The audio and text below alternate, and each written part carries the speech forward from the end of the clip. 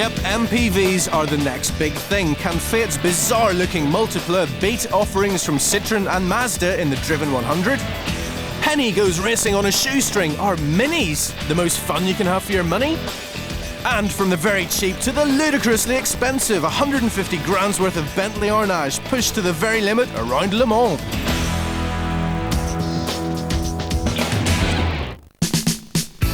The market for mid-sized MPVs is taking off. It grew 10% last year alone, as families realise the worth of a smallish car with bags of space. But they've never been particularly exciting. Well, things are about to get a wee bit funky with the arrival of the Fiat Multiplier, the Citroën Picasso and the Mazda Premacy. The answer to your family's prayers, or the most effective contraceptive ever invented? Well, this week we're happy to offer a little bit of family planning advice with the help, as always, of the Driven 100. We'll be rating the cars in 4 categories: drivability, desirability, practicality and cost of ownership. Each of those categories will be marked out of 25, and then we'll add together the 4 scores to give a maximum total of 100 points. We are family. To find the one with the most room inside, we've got Drivens all singing, all dancing flamenco space test. We'll be seeing which one has the best handling on these challenging mountain roads and finding out which one has the most gadgets. But to begin with, they always say that first impressions count. And with the Fiat Multiplier, those seriously ugly looks certainly do. Now hang on there. Beauty surely is in the eye of the beholder, and even against this stunning backdrop of this Spanish countryside, I'm going to nail my colours to the mast right now. I love the way this thing looks. The Multiplier is short, so it's easy to park. It's wide, so it fits 3 abreast, which is fantastic and a real novelty. And it's tall, so you're sitting up high, which means that you can plan your route ahead in complete safety. That is, assuming, of course, that you've been able to tear your eyes away from what is a truly bizarre-looking dashboard. Now, all the controls are mounted centrally in this little pod here, with the gear stick just sprouting out of the middle of it. Excellent ride quality, sweet gear change. The engine could do with a bit more power. Overall, well, if you are thinking of starting a family, all I would say is go forth and multiply. We are family. Well, I bet old Pablo Picasso himself knew a thing or two about multiplying. He had loads of kids, and he was born just round the corner here in Malaga, the Costa del Crime. And while you may think it's sacrilegious to slap his name on the back of a car, well, at least that car's a Citroën, a company famous for building some of the weirdest and most wonderful cars in history. And this is their wackiest offering yet, the new Citroën Zara Picasso. A car so sculptured and so symmetrical, you don't know whether it's coming or going. Inside, it's not so much of a masterpiece, I'm afraid, with some rather cheap-looking plastics and a low-rent finish, although there are 18 different storage spaces to put your bits and bobs in. Look, it's got a curry hook, somewhere to stop your takeaway sliding around. And me, I'll have a good Ruby Murray. If the Picasso is too abstract for you and the Multiplier simply too mad, then please let me point you in the direction of this, the Mazda Premacy, a car that's entirely in keeping with Mazda's excellent reputation for well-built, well-engineered, yet rather dull-looking cars. But not too fast. The Mazda 323-based Premacy exceeds all world standards in terms of safety. It's stuffed full of airbags, it's got side impact protection, electronic braking distribution system and traction control, and of course plenty of space inside. Chuck in a 60,000-mile 3-year warranty and you could be looking at the perfect family vehicle for the 21st century. If only it wasn't so damn sensible. Now on to our first test, and we start with practicality. Time to get a little help from some locals.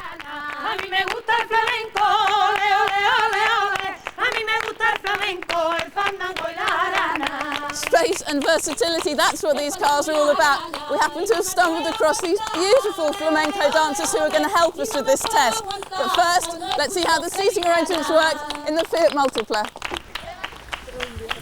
Well, for starters, you can fold down the backs of all these seats to make nice little tables. Not only that, you can remove all the rear seats if you want. You pull the red toggle here, put these 2 bars together, and away you go. And this middle seat folds down into a nice handy table too. Now let's get our Spanish dancers in and see how much room they've got.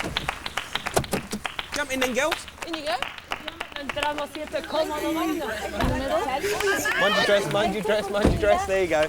Mucho space, mucho space. This young lady, look, she's got acres of room. More room, in fact, than my flight over here. But there seems to be plenty of headroom. They're all wearing these quite elaborate headdresses, and they all seem to be squeezing here quite well. Comfortable, you like it, ladies, yes? Okay. It's okay. So thumbs up for the Multiplier. Right then, let's try the Picasso. Now this car only has 5 seats. But like the Multiplier, you can fold the seats down to make little tables, and they also come right out.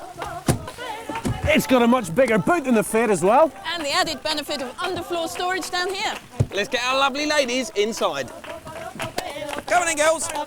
Squeeze in, squeeze in, squeeze in. Muchacho, mira. Yes. Much more headroom. Come round. We got one left over. We have got a problem. There is a young lady left over. What you got to run alongside. Yeah, no. Next up, the Mazda Primacy.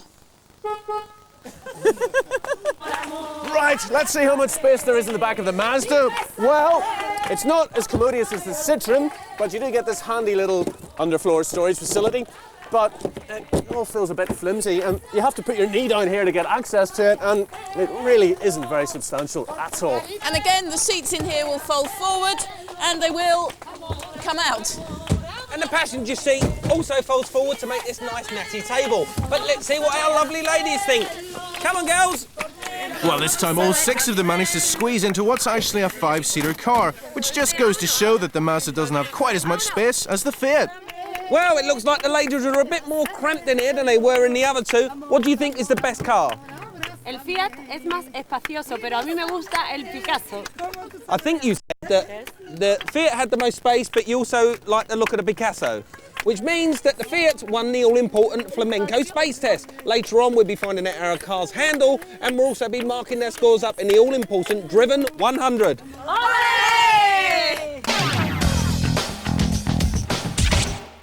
The Mini, small and compact, it's light and has a low centre of gravity, which makes it rather good at doing this. It's also dead cheap, so if you fancy yourself as a racer or just realise that getting your kicks on the public road is no longer an option, the Mini is a cut-price ticket into motorsport. I'm at Silverstone for round 3 of the Mini's Winter Series. The championship started back in 1966 and it's still going really strong. The cars are split into 2 classes. The Mini 7 has a 1000cc engine and runs on groove tyres. And then there's the big boys, the Miglias. They have a 1300cc engine, run on slick tyres and get up to a top speed of 130 miles an hour. Mini racing takes place all year round on some of the country's best circuits, and the competition is guaranteed to be tough. So whether you're the next Michael Schumacher or you feel the need to get rid of some road rage in the proper environment, Minis could be for you. But what's the best way to start? The best thing to do is to buy a car as good as you can afford that's already prepared, and typically you could buy something, a good Mini 7 for £5,000, maybe a little bit more for a good Mini Miglia. The overall running costs for the season would be about £4,000. It generally works out about £400 a race, which will cover your tyres, your entry fee, your fuel, and occasional overnight stops. The restrictions on the Mini 7 class mean that these cars are very similar to their road-going cousins, which keeps the cost down. They're built up from new or second-hand body shells, and all the bits you don't need, like the sound-deadening material, are stripped out, and then a roll cage and a racing seat, complete with a 4-point harness, are put in. Whilst the standard brake system is used, the race cars do have adjustable shock absorbers. Under the bonnet, changes are limited to a careful rebuild and some minor tweaks, but you'll still have a Mini capable of 0 to 60 in under 7 seconds. That's nearly twice as fast as a normal car. The racing's fantastic. It doesn't matter where you are on the grid, you'll get a good battle from the front all the way through. People do say that the Minis do look slow. I mean, you watch them go around the track, and yeah, okay, compared to other formulas, they are slow. What I'd say to them is I've done 120 mile an hour in this thing, in a little box, which has got brakes designed 35 years ago. So, you know, it does keep the nerves going, and when you're so close to the other cars, it's still pretty good fun. The overall winner gets the prize Mini Cooper. I've won that 3 times myself, so I can tell you it's a delightful prize. If you win the Mini Cooper, then you've had a very profitable season. But for the rest of us, you know, we're paying our money and going racing to enjoy it. I'm not expecting to be a contender for that Mini Cooper, but I have evened out the odds a little bit by borrowing this Mini 7 that won last year's championship. So no pressure then. It was time for the talking to stop and the action to begin. My performance in the qualifying session would dictate my position on the starting grid for the race. Come on, little girl! And when the 15 minutes were up, I'd qualified 9th in class. Not bad, but definitely room for improvement. So whilst the others carried out those final adjustments, I thought I'd get a few tips from an expert. Patrick, you're a professional touring car driver. I have a reputation to uphold, so what are your top tips for me in this Mini? Basically, late braking, chuck them into the corners, enjoy yourself, use all the road, a few bumpers, a few doors. The guy in front's bound to make a mistake whilst overtaking the guy in front of him, and you overtake the two of them. Wait for some mistakes and nip through. Yeah, nip through. Because you started in Minis 20 years ago, so this really is a good grounding for touring car drivers? It is. It's a good grounding for anybody who's going to go out there and race. So armed with those words of wisdom, I sat nervously on the grid waiting for the 15-minute race to start. There's the lights. So I'm off. Right, just going to hold my line. I've already been passed by somebody, so I'm flat out in 4th. There's going to be a bun fight into this corner, I expect. Oh, somebody else has just passed me. I'm losing places terribly. Now this is tops where I lose a lot of time on that corner because I bottle it. I've got a car right up my backside. You're not coming through, boy. Oh, you are coming through, you git. Oh, I can't believe I've done that. I felt as though I was going backwards. However, as I got used to the car, slowly but surely I started to get some of those places back. Hard on the brakes, 3rd gear. See if I can get anyone on this corner. And there's a chap off into the gravel, but he's come back on and now he's showering me. So hopefully he's lost his momentum. Oh, there's bits of car flying all over the track. It's funny because we all look like we're going backwards because everyone's doing the same speed in the same cars. They're locking up all over the shop and hopefully that will lose them some time and I can sneak on past.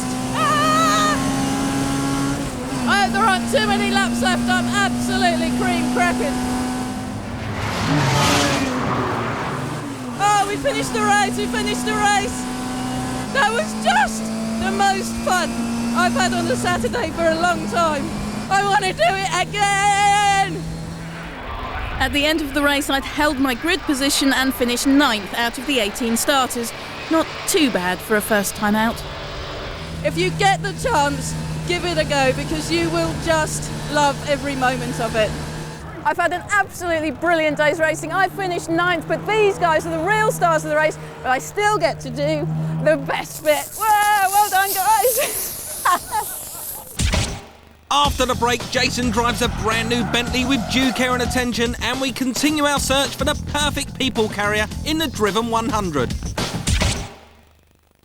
Spanish conquest continues in the Driven 100, but first, time for something a little more luxurious. It's round about this time of year that highly paid, successful television presenters like myself prefer to take a short weekend break here in the glorious French countryside and leave behind the tiresome daily routine back in old Blighty. Besides, I need to stock up on some of life's little luxuries and have my driver here stretch the legs of the Bentley. I can think of no finer motor car for the trip. He might be a poncy git, but he's right, you know. The Arnage Red Label is the very, very latest version of Bentley's handsome sports saloon, which the company claims now features a host of important refinements, the most significant of which is the return of the 6 3/4 litre V8 engine, which has powered many's an old Rolls-Royce and Bentley. Even though this thing looks like a stately home on wheels, it should still shift like a gold medal winning rat up the proverbial drainpipe.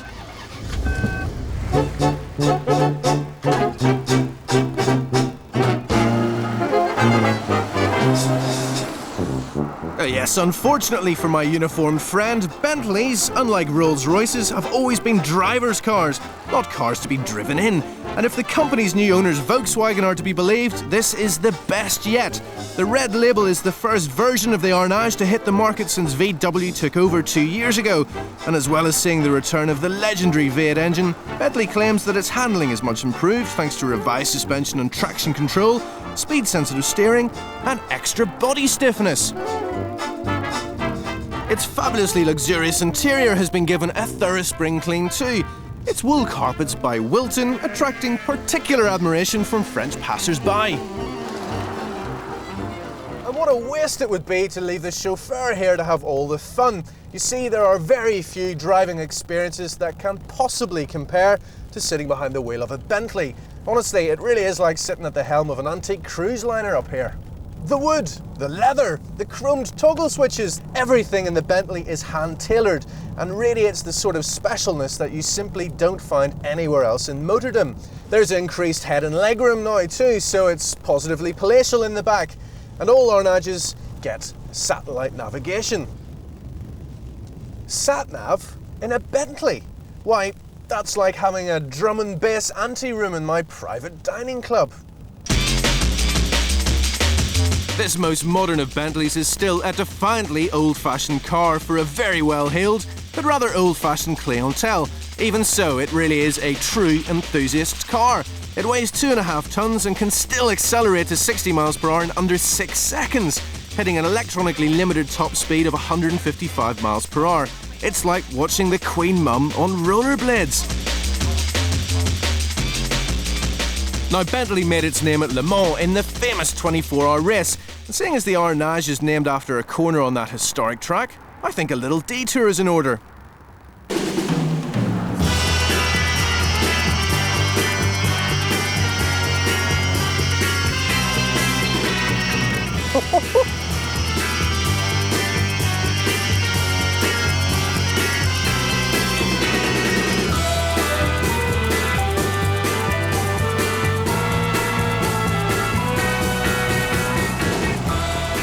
It's 2.5 tons. It's bigger than my flat, but it doesn't half go through the corners well, I can tell you. And with 400 brake horsepower on tap, you run out of track before you run out of power. But pushing it like this, you might actually run out of petrol first. Driving it hard, you'll be lucky to get 10 miles per gallon from the Arnage. Now, Bentley would love us to think that this is the best car in the world. It's not. It's got a dreadful drink problem, and it's far too old-fashioned for that particular accolade. However, I've never driven anything with such massive charisma, and the way it handled around Le Mans proves that it's incredibly well sorted for such a huge car. It's also a proper limousine, but I'd let the chauffeur make his own way home if I were you. You won't regret it.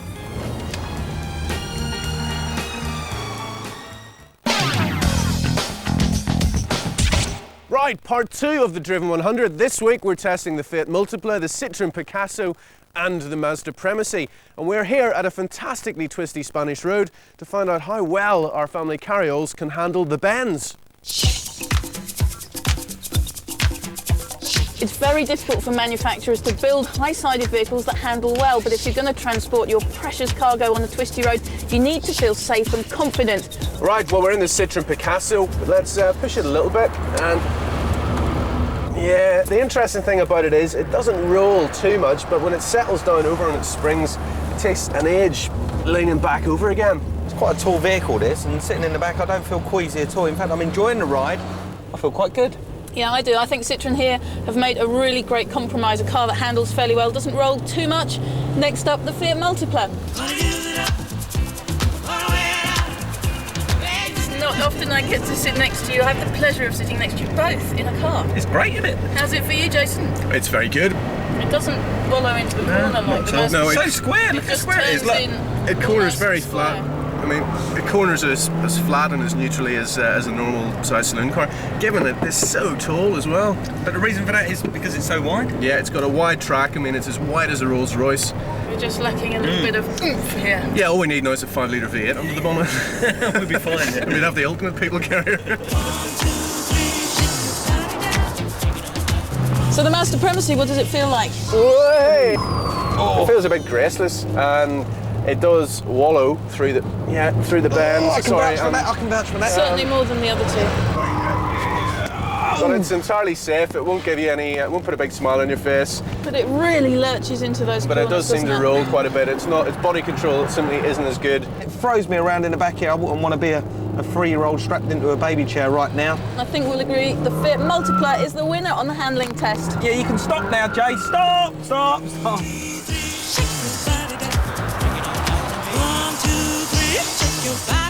Right then, gadgets and gizmos. What do you get for your money? This is the Picasso and it only comes in one trim level. And for that you get power steering, driver's airbag, passenger airbag, side airbags, remote control central locking, heated mirrors, electric front windows, a remote control stereo that works off the steering wheel, a 1 year's manufacturer's warranty, and believe it or not, this rather natty looking shopping trolley. The Multiplier has most of the stuff the Picasso has, with the exception of the little shopping trolley, plus alloy wheels, climate control, electric fold-in door mirrors, and a reversing parking sensor. Okay, so the Mazda 1.8 GSI doesn't have a reversing sensor, but it has most of the stuff the other two cars have, as well as ABS, traction control, and that all-important 60,000 mile 3-year warranty, making it the best equipped car here.